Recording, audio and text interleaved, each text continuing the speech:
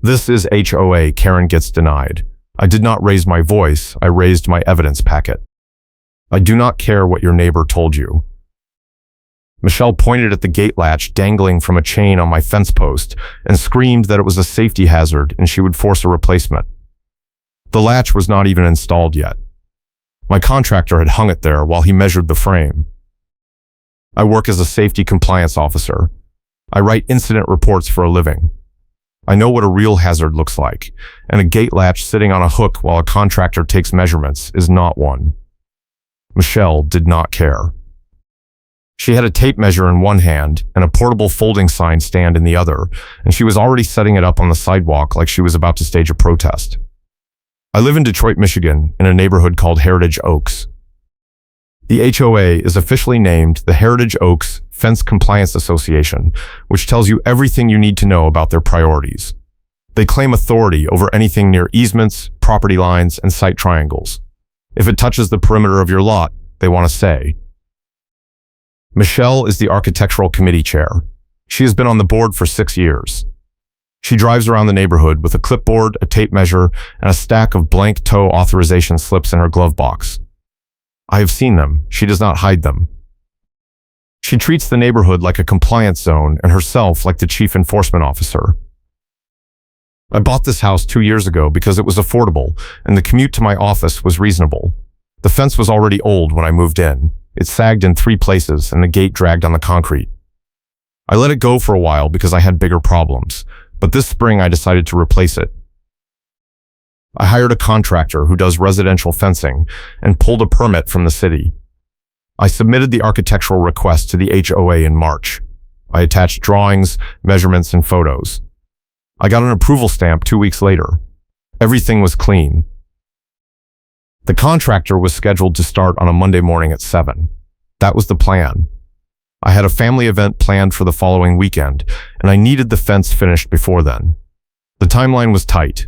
If the work got delayed or canceled, I would eat a cancellation fee and lose the weekend slot. Michelle showed up at 6:55. She parked her car across my driveway entrance and got out with her tape measure and her folding sign. My contractor was already unloading lumber from his truck. He saw her coming and stopped.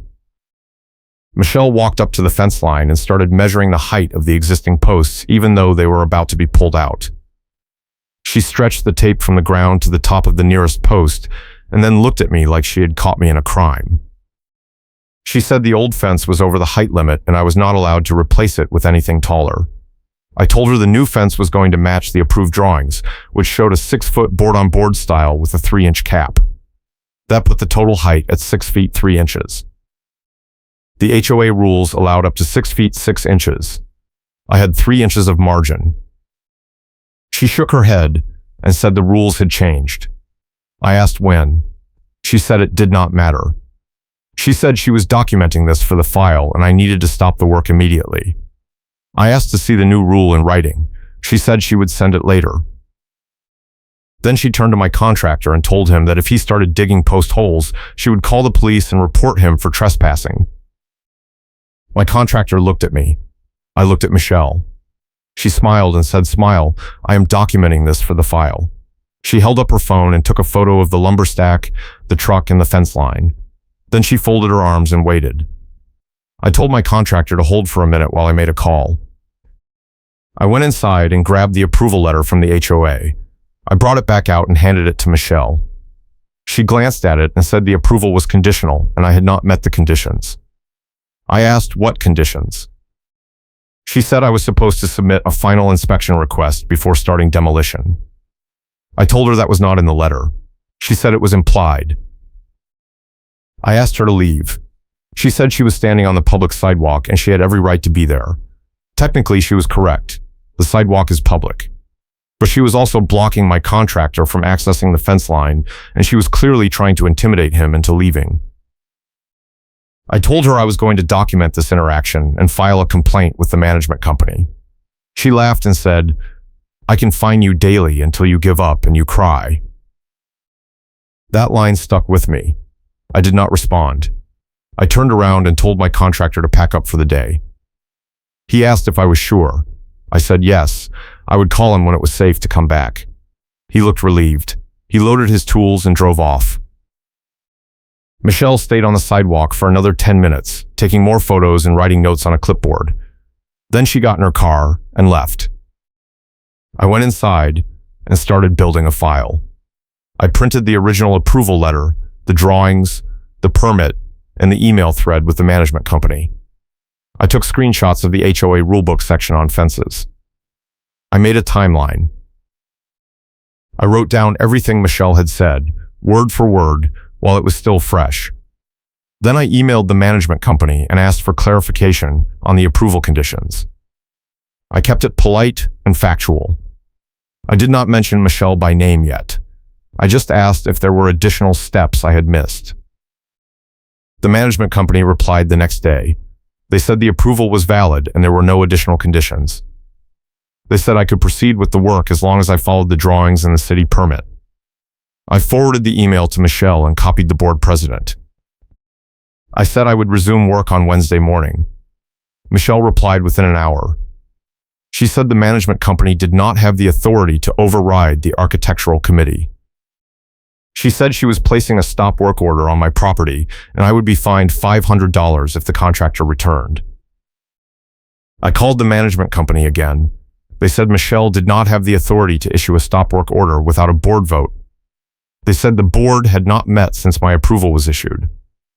I asked them to send that in writing. They did. I forwarded it to Michelle. She did not reply. Instead, she sent an email blast to the entire neighborhood. The subject line said Community Standards Alert. The body said one resident was refusing to follow the rules and the architectural committee was forced to take enforcement action. She did not name me directly, but she included a photo of my house with the address visible in the background. She said the resident was attempting to install a fence that violated height limits and setback requirements. She said the committee had tried to work with the resident, but the resident was being combative and uncooperative. The neighborhood group chat exploded. People I had never spoken to started asking questions. Some of them believed Michelle. Some of them asked for my side. I did not reply in the group chat. I did not want to fight in public. Instead, I sent a private message to a friend who works in IT and asked him if he could verify the metadata on the photos Michelle had sent. He said yes. I sent him the files. He came back an hour later and said the timestamps were clean, but one of the photos had been edited. The edit was subtle. Someone had cropped out part of the background and adjusted the brightness. He could not tell why, but he could prove it had been altered. I saved that information. I did not share it yet. I wanted to see how far Michelle would push. Wednesday morning, my contractor came back. I had told him to arrive at 7 again. This time, Michelle showed up at 6:45. She brought 2 other board members with her. One of them was the president. The other was the treasurer. They parked on the street and walked up to my driveway. Michelle had her tape measure and her clipboard. The president had a copy of the HOA bylaws. The treasurer had a camera. Michelle walked up to the fence line and started measuring again. This time she measured the setback from the property line. She said the new fence was going to be too close to the easement. I told her the drawings showed a 6-inch setback, which was the minimum allowed. She said the easement had been expanded last year and I needed to move the fence back another 2 feet. I asked to see the documentation. She said it was on file with the county. I said I would call the county and verify. She said that was not necessary because she was the architectural chair and she was telling me the rule. The president stepped forward and said the board had voted to place a temporary hold on my fence project until the easement issue was resolved. I asked when the vote happened. He said it was an emergency vote by email. I asked if I was notified. He said notification was not required for emergency votes. I told him that was not true. The bylaws required 48 hours notice for any vote that affected a specific homeowner. He said this was a general policy vote, not a specific action. I said it was targeted at my property and my project, so it was specific. He said we could argue about it at the next board meeting. I asked when the next meeting was. He said it was scheduled for 3 weeks out. I said that was too late. I had a family event in 10 days and I needed the fence done before then. He shrugged and said I should have planned better. Michelle smiled and said, "Smile, I am documenting this for the file." She took another photo. My contractor was standing by his truck. He looked uncomfortable. I waved him over and told him to start unloading. The president said if the contractor touched the fence line, the HOA would call the police and report it as a violation of the stop work order. I said there was no legal stop work order. The city permit was valid and the HOA approval was still in effect. The president said the HOA had the authority to revoke approval at any time. I said that was only true if I violated the terms, which I had not. We were at a standstill. The contractor looked at me and said he could not start the job if there was a dispute. He said his insurance would not cover him if the HOA filed a complaint. I understood. I told him to leave again. He packed up and drove off. Michelle and the board members stayed for a few more minutes, taking photos and making notes. Then they left. If you are enjoying this story, hit the like button and subscribe for more neighborhood drama and HOA nightmares. I went inside and called an attorney. I explained the situation. He said the HOA was overstepping and I had grounds for a complaint, but it would take time and money. He said the fastest option was to file a demand letter and force the board to respond in writing. He said if they refused, we could escalate to a hearing or a lawsuit. I told him to draft the letter. He said he would have it ready in 2 days. While I waited, I started digging into the easement claim. I called the county and asked for records of any easement changes on my street. They said there had been no changes in the past 5 years. I asked them to send that in writing. They emailed me a letter the same day. I saved it. Then I started looking into Michelle. I pulled up the neighborhood social media pages and searched her name. I found dozens of posts. Some of them were complaints about her enforcement tactics. Some of them were people defending her. One post caught my attention. It was from a contractor who said Michelle had threatened to blacklist him if he worked on a fence project without her approval. He said she had called his other clients and told them he was unreliable. He said it cost him 3 jobs. The post was from 6 months ago. I reached out to the contractor. He replied the same day. He said Michelle had done the same thing to at least 2 other contractors in the area.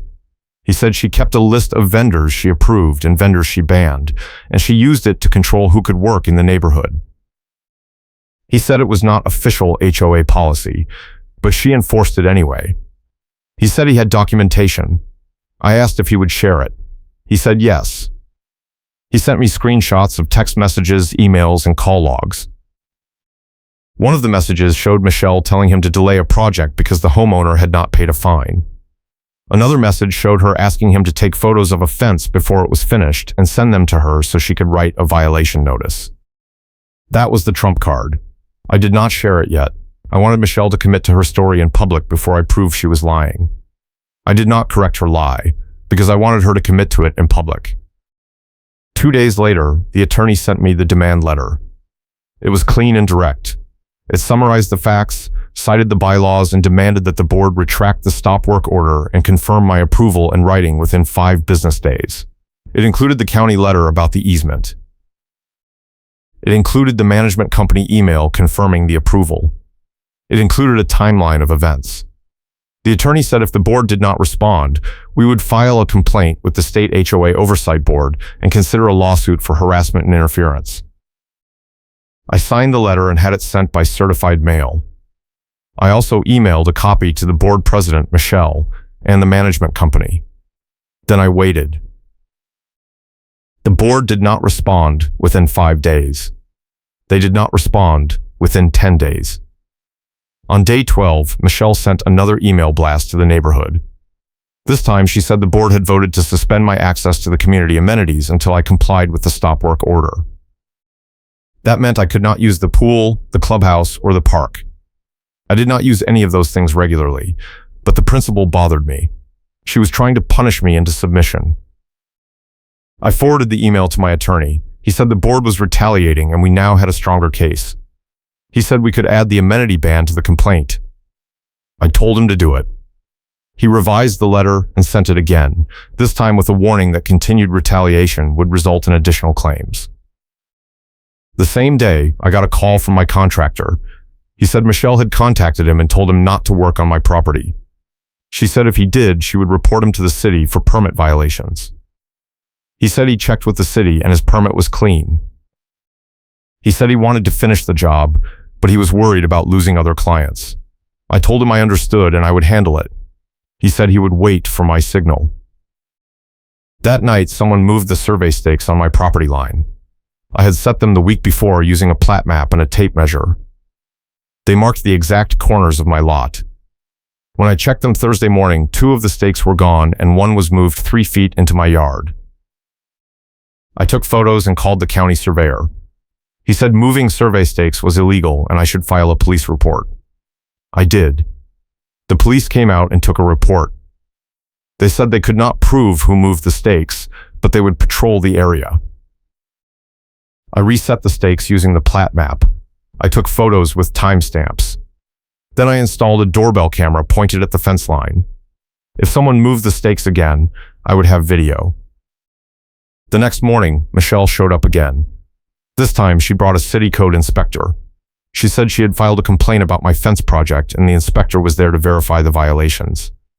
The inspector introduced himself and said he was following up on a report. I asked what the report said. He said it claimed I was building a fence without a permit and the fence was over the height limit. I showed him my city permit. I showed him the approved drawings. I showed him the HOA approval letter. He looked at everything and said it all checked out. He said there were no violations. He wrote that in his report and left. Michelle was furious. She accused me of bribing the inspector. I laughed and told her to leave my property. She said she was standing on the public sidewalk. I said she was harassing me and I was documenting everything. She said, "Smile. I am documenting this for the file." She took another photo. That afternoon, my attorney called. He said the board had finally responded. They sent a letter saying the stop work order was based on a good faith interpretation of the rules and they were willing to discuss a resolution. They did not retract the order. They did not confirm my approval. They just offered to talk. My attorney said that was not good enough. He said we should escalate. I agreed. He sent a second demand letter. This time it included the contractor screenshots. It included the text message where Michelle told a vendor to falsify a photo timestamp. It included the call logs showing her contacting multiple contractors to threaten them. It included the email blast where she publicly smeared me without naming me. The letter said the board had 5 days to retract the stop work order, confirm my approval, issue a written apology, and investigate Michelle for harassment. If they did not, we would file a formal complaint with the state and pursue damages. I have my attorney send a demand letter with attachments that forces the HOA to respond. 3 days later, the management company called me. They said the board wanted to meet. I said I would meet with them if my attorney could attend. They agreed. We scheduled the meeting for the following Monday at the management company office. That was the showdown location. The weekend before the meeting, I got a message from my IT friend. He said he had pulled the metadata from all the photos Michelle had sent to the neighborhood. He said one of them had been edited twice. The first edit happened the same day she took the photo. The second edit happened the day before she sent it to the neighborhood group. He said the second edit added a date stamp that made it look like the photo was taken 2 weeks earlier than it actually was. He said he could prove it with the file properties. That was the final piece. Michelle had falsified a photo to make it look like my fence work had started before the approval was issued. She used that photo as evidence in her email blast. She lied to the entire neighborhood and to the board. Monday morning, I arrived at the management company office with my attorney. Michelle was already there with the board president and the treasurer. The management company manager was also there. We sat down at a conference table. My attorney started by laying out the timeline. He showed the approval letter. He showed the county easement letter. He showed the inspector report. He showed the contractor screenshots. Then he showed the metadata report from the falsified photo. The room went silent. The board president looked at Michelle. Michelle looked at the table. The manager asked if Michelle had anything to say.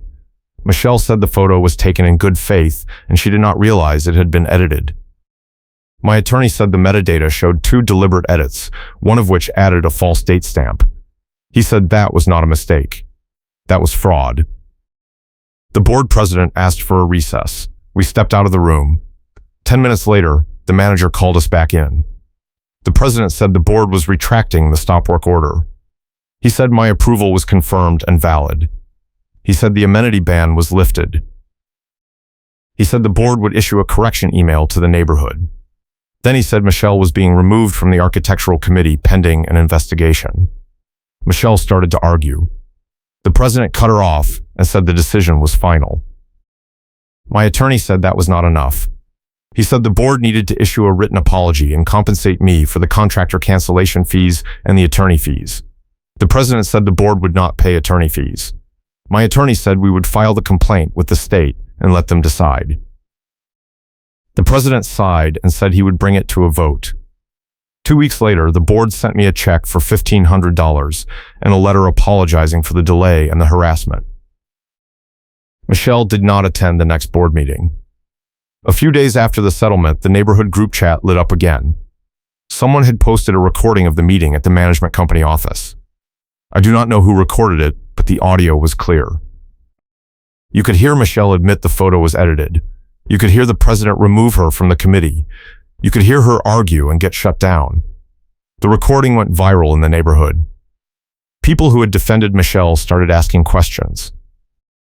People who had been quiet started sharing their own stories. It turned out Michelle had harassed at least 6 other homeowners over the past 2 years. She had threatened contractors, filed false complaints, and manipulated photos to make people look guilty. The board held an emergency meeting the following week. They voted to remove Michelle from the board entirely. She did not run for re-election. She stopped showing up to neighborhood events. A few months later, she moved out. I heard she bought a condo in a different part of the city. The new architectural committee chair is a retired engineer who actually reads the bylaws and follows the process. He approved 2 fence projects in his first month without any drama. My fence got finished 3 weeks after the settlement. The contractor came back and did the job in 2 days. It looks great. The height is exactly 6 feet 3 inches. The setback is exactly 6 inches from the easement. The gate latch works perfectly. I hosted the family event the following weekend. Everyone said the yard looked amazing. The HOA sent a correction email retracting the smear. They said the original complaints were based on incorrect information and they apologized for the confusion. They did not name Michelle, but everyone knew. Karen gets a written warning for harassment behavior. The board added a new section to the bylaws that requires architectural committee members to document all inspections and share findings with the full board before taking enforcement action. They also added a rule that bans board members from contacting vendors or contractors directly without homeowner consent. I kept all the documentation. I kept the screenshots, the emails, the metadata reports, the attorney letters, and the settlement check. I put it all in a binder and filed it away. If the HOA ever tries this again, I am ready. The funny part is that Michelle's stopwatch and ruler routine got mocked by the room at the final meeting. One of the board members joked that she spent more time measuring fences than managing actual violations. Another member pointed out that she had never issued a violation notice for real safety hazards like broken sidewalks or dead trees, but she had written dozens of notices for fences, mailboxes, and paint colors. The room laughed. Michelle did not. She left the meeting early and never came back. A documented appeal that overturns the decision on the record was exactly what I needed, and the demand letter with the contractor screenshots and the falsified photo metadata was the proof that made it impossible for the board to ignore. Once they saw the evidence, they had no choice but to retreat. The delivery driver who got stuck at the curb during one of Michelle's tape measure ambushes later told me he had seen the whole thing. He said he watched her block my driveway for 20 minutes while she measured the same post 3 times. He said it was the most absurd thing he had ever seen. He said he almost called the police himself because he thought she was having some kind of episode. I thanked him for the witness account and added his statement to my file. The gate latch and padlock dangling from a chain became a neighborhood joke. Someone even made a meme out of it and posted it in the group chat. The meme showed a tape measure stretched across a fence with the caption, "Heritage Oaks compliance mode activated." It got 100 reactions in an hour. Michelle did not find it funny. She posted a long rant about how the neighborhood had turned toxic and disrespectful. Nobody replied. I ran into the board president at the grocery store a few months later. He apologized again and said the board had learned a hard lesson. He said they were working on new training for committee chairs to prevent this kind of overreach. He said they were also looking into getting insurance to cover legal settlements in case it happened again. I told him I appreciated the changes and I hoped the new system worked better. He said he hoped so too. The neighborhood is quieter now. The new architectural chair processes requests in a week instead of dragging them out for months. He does site visits before issuing violations instead of sending notices based on photos. He actually talks to homeowners before escalating. It is a completely different culture. People are starting to trust the HOA again, which is a small miracle.